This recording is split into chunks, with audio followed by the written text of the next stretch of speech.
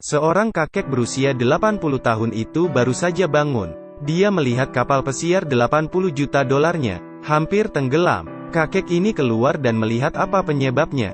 Dia menemukan bahwa sebuah kontainer menabrak kapal pesiarnya. Dia mengeluarkan tongkat besi dan ingin melepaskannya. Tetapi ternyata sangat sulit. Dia mengeluarkan punggungan laut dari kabin. Kemudian meletakkan jangkar, melempar jangkar ke laut, lalu segera menarik jangkar itu kembali. Tetapi dia masalah tidak sampai di sana saja, karena ada bagian dari kapal yang sobek, kebetulan menyentuh garis air.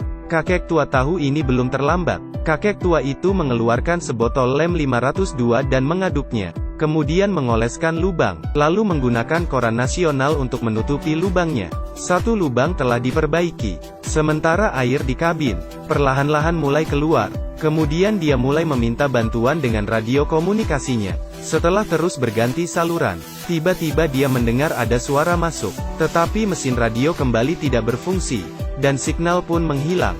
Dia terpaksa naik ke atas kapal dan memperbaiki signalnya. Tetapi baru memperbaiki setengah, melihat bahwa awan gelap akan segera menghampirinya.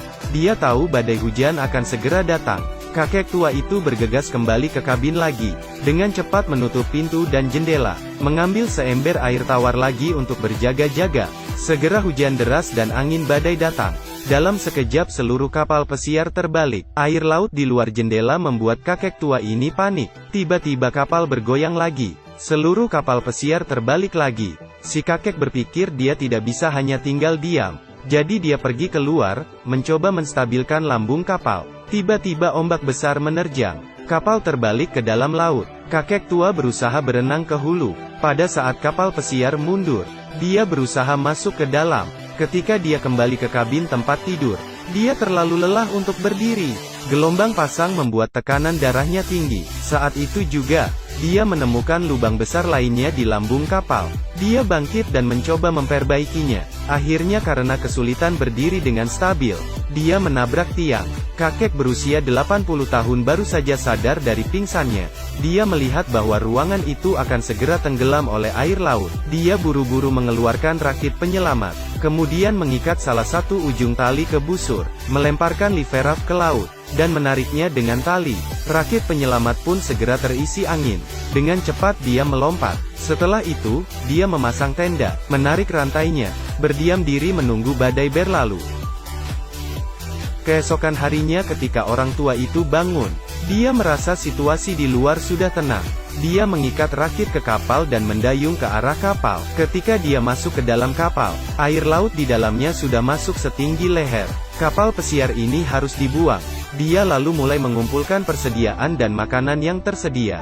Keluarkan air kemasan yang telah dia siapkan sebelumnya. Dia merasa apa yang dia ambil sepertinya telah cukup, dan kembali ke perahu rakitnya. Tapi ketika dia hendak meninggalkan kapal, tiba-tiba memikirkan sesuatu yang penting. Jadi dia kembali lagi ke dalam kabin, kemudian mengambil sebuah kotak kardus dari air.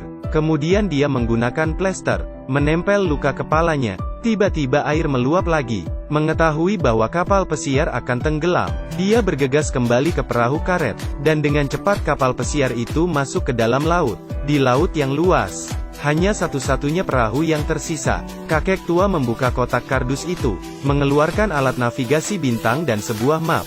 Dia mengikuti petunjuk map menuju ke daratan.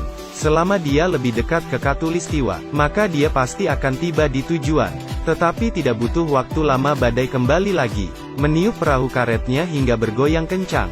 Dia dengan kuat menggenggam sisi-sisinya, tetapi dia kesulitan menahannya karena badai yang kencang. Perahu karet itu dengan mudah terbalik. Kelihatannya perahu ini akan tenggelam karena air. Kakek tua merasa putus asa, buka kunci resleting perahu dan keluar, berenang di dalam laut, menarik kapal dan berusaha membaliknya kembali. Kemudian dengan sekuat tenaga naik ke atas perahu. Dia berbaring di sana memegangi kepalanya dan terus gemetar. Jelas bahwa lelaki tua itu berada di ambang kehancuran. Keesokan harinya badai berlalu. Untungnya dia masih hidup. Dia mengeluarkan makanan dan mulai mengisi kembali kekuatannya. Tapi pancake kering itu sulit ditelan. Dia lalu menuangkan segelas air tawar lagi yang disiapkan sebelumnya, lalu mencicipi. Tetapi tiba-tiba dia memuntahkannya lagi. Ternyata entah kapan, tutup botol di ujung ember telah dibuka. Semua air tawar di dalamnya telah berubah menjadi air laut. Kakek tua itu benar-benar frustasi. Apakah itu benar-benar akan menemui jalan buntu? Pria berusia 80 tahun ini terdampar di laut. Sudah 81 hari. Tanpa air, dia sangat kehausan. Lalu dia tiba-tiba memiliki ide. Dia mengeluarkan drum air itu. Kemudian memotong satu sisi drum itu. Lalu memasukkan air laut ke dalamnya. Mengambil sebuah plastik dan menutupnya. Dia juga memasukkan sebuah gelas ke dalam drum itu. Dan menaruh tutup botol di atasnya. Setelah hari ke-180, segelas air tawar diproduksi akhirnya berhasil. Selanjutnya dia mengeluarkan seikat pancing. Melempar umpan ke laut. Dengan cepat pancingan itu bergoyang. Kakek tua segera menarik pancingannya. Tiba-tiba, membuat kakek ini terkejut. Ternyata dia memancing seekor bayi hiu. Dan ternyata dia tidak tahu. Dia dikelilingin hiu besar. Saat itu dia melihat sebuah kapal pesiar melaju di depannya. Dia berusaha menyalakan api dan berteriak minta tolong. Namun kapal besar itu tidak berniat berhenti. Kakek tua hanya bisa melihat kapal itu, meninggalkannya dan pergi begitu saja. Pada malam hari orang tua itu dibangunkan oleh raungan.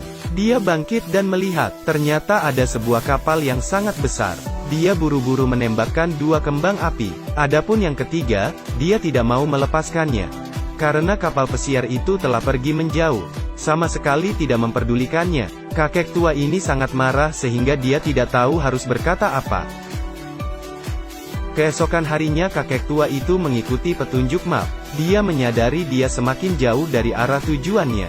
Jadi artinya, kemungkinan dia diselamatkan akan lebih tipis. Pada titik ini, dia hampir putus asa. Kakek tua mengambil bukunya, dan menuliskan kisah hidupnya sendiri. Dia kemudian membiarkan botol itu mengalir di laut, berharap membuat dunia ingat bahwa dia ada di sini. Tetapi ketika tengah malam, Tuhan memberinya kesempatan lagi, dan ini adalah kapal pesiar ketiga. Jadi dia memutuskan untuk bertaruh. Dia memasukkan kertas ke dalam sebuah tong, agar menarik perhatian kapal itu. Dia sudah tidak memiliki kekuatan untuk berteriak, hanya bisa mencoba melambaikan tangan. Tetapi kapal itu masih tidak merespon. Dia kemudian berpikir mungkin api cahaya ini tidak cukup. Jadi dia melemparkan seluruh buku ke dalam api. Tetapi api tiba-tiba menyebar, membuat seluruh perahu karet itu terbakar. Membuat kakek tua itu terpaksa melompat ke dalam air. Sekarang bahkan tidak ada cara untuk bertahan hidup lagi. Dia melihat ke langit, merasa marah dan tidak berdaya. Pada akhirnya dia menyerah untuk berjuang. Dengan berani menghadapi kematiannya, perlahan-lahan tubuhnya tenggelam ke laut dalam. Tiba-tiba seberkas cahaya di laut tiba-tiba menyala. Kakek tua yang telah menyerah, memiliki harapan kembali. Dia berusaha berenang ke atas laut. Dia akhirnya masih bertahan hidup. Tuhan tidak meninggalkannya.